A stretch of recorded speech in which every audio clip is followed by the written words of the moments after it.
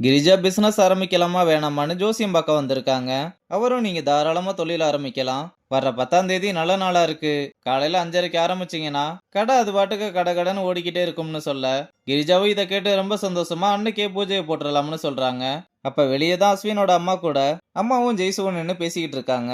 அப்ப கரெக்டா கிரிஜா பேசி முடிச்சிட்டு வெளியே வர்றதை பார்த்ததும் ஜெய்சு ரொம்ப கோவமா அவங்கள முறைச்சு பாக்குறா. ஆனா கிரிஜா போனை நோண்டிக்கிட்டே கண்டுக்காம போயிடுறாங்க. இங்க அம்மா மாசமா இருக்கிறதுனால ஒரே டென்ஷன்ல நடந்துகிட்டு இருக்க. இப்ப எதுக்கு குட்டி போட்ட போன மாதிரி அங்கிட்டு இங்கிட்டு நடந்துகிட்டு இருக்க? என்னங்க இப்படி கேக்குறீங்க? இந்த வயசுல எப்படின்னு கேட்டா, இதோ பாரும்மா சொசைட்டி 1000 சொல்லும், அதை பத்தியெல்லாம் நம்ம கவலைப்பட முடியாது.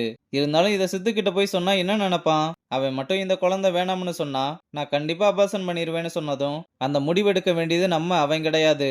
ஒரு பேரண்ட் அவங்க கிட்ட சொல்ல வேண்டியது நம்ம கடமை. அந்த விஷயத்த நான் பாத்துக்கிறேன்னு மீசையை முறுக்கி விட, யோ இந்த மாதிரி மீசையை முறுக்கி முறுக்கி தான் இந்த நிலைமைக்கு வந்திருக்கு. இனிமேல் நீ மீசையை முறுக்குனா சோத்துல விச வச்சிருவேன்னு சொல்றாங்க. இங்க கிரிஜாவும் மதுவும் பேங்க்ல லோன் எடுத்து பிசினஸ் ஸ்டார்ட் பண்ணலாம்னு பேங்க் மேனேஜர் கிட்ட பேசிக்கிட்டு இருக்காங்க. அவரும் அவங்களோட அக்கௌண்ட் டீட்டெயில் எல்லாம் செக் பண்ணி பார்த்து, இல்ல மேடம் உங்களோட அக்கௌண்ட் டீட்டெயில செக் பண்ணி பார்த்த வர உங்களுக்கு லோன் கொடுக்க முடியாது சார், ப்ளீஸ் கொஞ்சம் ட்ரை பண்ணி பாருங்கன்னு சொல்ல, வேணும்னா ஷூரிட்டி இருந்தா கொஞ்சம் மூவ் பண்ணி பார்க்கலாம்னு சொல்றாரு. அவங்களும் எங்களுக்கு யாரும் இல்லைன்னு சொல்ல, அப்ப என்னால எதுவும் பண்ண முடியாதுன்னு சொன்னதும் கிரிஜாவும் சோகமா அங்க இருந்து கிளம்ப, அதான் நமக்கு ஒரு வீடு இருக்குல்ல, அதை வச்சு ட்ரை பண்ணலாம்ல. உனக்குன்னு இருக்கதா அந்த வீடு மட்டும்தான், அதுவும் இல்லாம அது அவர் வாங்கி கொடுத்தது. அவர்கிட்ட கேட்காம அப்படியெல்லாம் முடிவு பண்ணக்கூடாதுன்னு சொல்றாங்க. ஜெய்சு சாப்பிட்டுக்கிட்டு இருக்கும்போது அவ கையில ரிங்க பார்த்ததும், எனக்கா புதுசா இருக்கு எங்க எடுத்தேன்னு கேட்க, நான் ஒன்னும் வாங்கல பிரியன் தான் வாங்கி கொடுத்தாருன்னு சொல்ல, அம்மா இதை கேட்டு ரொம்ப சந்தோஷப்படுறாங்க. நம்ம பசங்களும் உடனே ஓட்ட ஆரம்பிக்க, நீங்க நினைக்கிற மாதிரிலாம் ஒன்றும் இல்லை.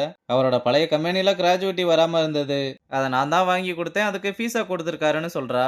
அப்ப அம்மாவும் இந்த காலத்துல யாரும் ரொம்ப நாளா வெயிட் பண்ண மாட்டாங்கன்னு பிரியனுக்கு ஒழுங்கா ஓகே சொல்லுன்னு சிம்பாலிக்கா சொல்றாங்க. அங்க கட் பண்ணா மனோஜ் பிரியனை பார்க்க ஊருக்கு வந்திருக்கான். அக்காவும் அவனை உள்ள கூப்பிட்டு மேரேஜ் லைஃப் எல்லாம் எப்படி போய்கிட்டு இருக்குன்னு கேட்க, ஏதோ போய்கிட்டு இருக்குன்னு சொல்றான். சரி பிரியன் எப்ப வருவான்னு கேட்க, எப்ப வருவான்னு சொல்லல, இரு வேணும்னா கால் பண்ணி பாக்குறேன்னு பிரியனுக்கு கால் பண்ணி மனோஜ் வந்திருக்க விஷயத்த சொன்னதும் அவன் பேரை கேட்டதுமே பிரியன் ஸ்டன் ஆகி நிக்கிறான். அக்காவும் கேட்டுக்கிட்டே இருக்க, நல்லா வர லேட் ஆகும், நீ தேவையில்லாம அவன்கிட்ட எதுவும் பேசிக்கிட்டு இருக்காத, அவனை முதல்ல வீட்டை விட்டு வெளியே அனுப்புன்னு சொல்லிட்டு காலை கட் பண்றான். என்ன இப்படி பேசிக்கிட்டு இருக்கா, உங்களுக்குள்ள என்னதான்டா பிரச்சனைன்னு கேட்க, அவனும் நடந்த விஷயம் ஒண்ணு விடாம எல்லாத்தையுமே சொல்றான்.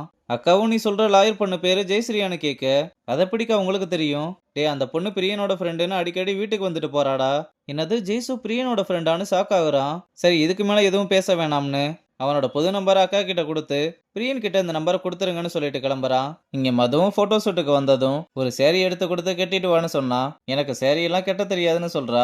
இது என்னடா பெரிய ரோதனையா போச்சுன்னு, சரி இரு நான் யாராவது கிடைக்கிறாங்களான்னு பார்த்துட்டு வரேன்னு கீழே வந்து ஒவ்வொருத்தர்கிட்டே கேட்டு பார்க்க என்னாலலாம் முடியாதுன்னு சொல்லிட்டு போயிடுறாங்க.